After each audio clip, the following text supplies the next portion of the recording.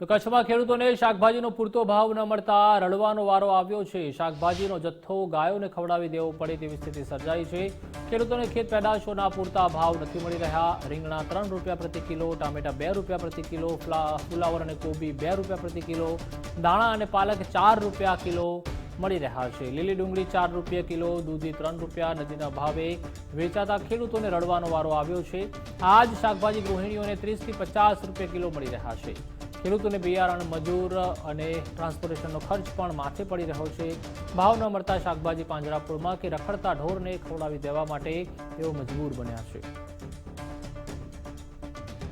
શાકભાજી માત્ર ને માત્ર 2 થી 3 રૂપિયે બધી જ શાકભાજી જાય છે, કારણ કે દૂધી હોય, ટમેટા હોય, ફુલાવર, કોબી, રીંગણ અને મરચાં તમામ શાકભાજી, કારણ કે આપણે જ્યારે એનું બિયારણ લેવા જતા હોય છે ત્યારે બિયારણ ખૂબ મોંઘું દટ હોય છે।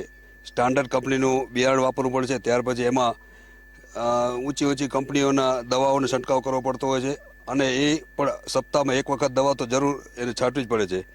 બીજું કે જ્યારે આપણે એ તૈયાર થઈ જાય અને બજારમાં વેચવા માટે આપણે પેકિંગ કરીને ટ્રાન્સપોર્ટ દ્વારા ત્યાં મૂકવામાં ખૂબ મોટો ખર્ચ લાગે છે। એ જો પેકિંગની વાત કરીએ તો 25 રૂપિયા એક પેટીએ ત્યાં પહોંચતો કરવાનો ખર્ચ લાગે છે અને બીજો અહીંયા ઉતારવાની મજૂરી પણ લાગે છે।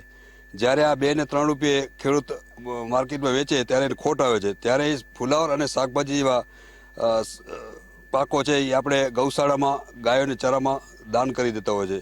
શાકભાજીની ભાવમાં અટાણે તો એવું થયું છે કે અમે માલ અમારા ખેતરમાં પુષ્કળ પડ્યો છે। ટમેટા, દૂધી, મેથી બધું પાકે છે, પણ અમે ઉતારીને બજારમાં મૂકવાની અમારી કેપેસિટી નથી, કારણ કે મૂકીએ છીએ તો અમને મજૂરી પણ એમાંથી પૂરી મળતી નથી, ખાલી ઉતારવાની મજૂરી નથી મળતી।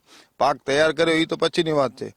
પેકિંગ ખર્ચ જોવો છો તો ટમેટા માટે બોક્સ ભરીએ તો 25 રૂપિયા તો બોક્સના કે 26 રૂપિયા બોક્સના ખાલી થાય છે ને 25 થી 30 રૂપિયા માર્કેટ પહોંચાડવાનો ભાવ લાગે છે ને 25 રૂપિયામાં ખાલી બચે એમાં 2 થી 3 રૂપિયા કિલો ટમેટા બજારમાં વેચાઈ જાય છે। તો અમારે એમાં શું ખર્ચો કાઢવો કે મજૂરી ન કાઢવા કે શું કરવું, અમારે કંઈક ધર્મ સંકટ જેવું થઈ ગયું છે। જ્યારે બજાર ઊંચી હતી ત્યારે ગૃહિણીઓ રાડો કરતા કે અમારી બજેટ ખોરવાય છે, બજેટ ખોરવાય છે, તો અત્યારે અમારું કાંઈ નથી થતું એવું અમને લાગી રહ્યું છે એમ। સમગ્ર કચ્છ જિલ્લાની જો વાત કરીએ તો શાકભાજીના ભાવો ઘટ્યા છે।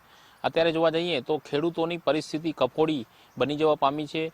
અત્યારે દૂધી હોય કે અન્ય શાકભાજી, ટમેટા હોય, રીંગણ હોય, ફુલાવર હોય, કોબીના ભાવો પણ અત્યારે ઘટ્યા છે। માત્ર 1 થી 2 રૂપિયાના ભાવો અત્યારે ખેડૂતોને મળી રહ્યા છે, પરંતુ આ ભાવો પણ પૂરતા નથી। પરિણામે ખેડૂતોને હવે ગાયોને શાકભાજી ખવડાવવાનો વખત આવ્યો છે। સરકાર દ્વારા આ બાબતે તાત્કાલિક રાહે ખેડૂતોને યોગ્ય ભાવ મળે તેવી માંગણી પણ અત્યારે કરવામાં આવી છે। અત્યારે સમગ્ર કચ્છ જિલ્લામાં જો વાત કરીએ તો આ જ પરિસ્થિતિ અહીં જોવા મળી રહી છે। પરિણામે ખેડૂતો પરેશાન છે। તેઓની પીડા કોને કહે તે પણ એક સવાલ ઊભો થવા પામ્યો છે। માત્ર 1 થી 2 રૂપિયાનો જો ભાવ મળતો હોય તો તે બાબત યોગ્ય કહી શકાય નહીં। મોટાભાગના વિસ્તારોમાં ખેડૂતોએ પોતાની શાકભાજીનો માલ પણ રસ્તા પર ફેંકી દીધો છે। અત્યારે જોવા જઈએ તો બિયારણો મોંઘાદાટ છે અને અત્યારે જો યોગ્ય ભાવ ન મળે તો તે બાબત ખૂબ જ અત્યારે શરમજનક કહી શકાય તેમ છે। અત્યારે તાત્કાલિક રાહે સરકાર આ બાબતે યોગ્ય કરી અને ખેડૂતોને શાકભાજીના ભાવો યોગ્ય મળે તેવી માંગણી ખેડૂતો દ્વારા કરવામાં આવી છે।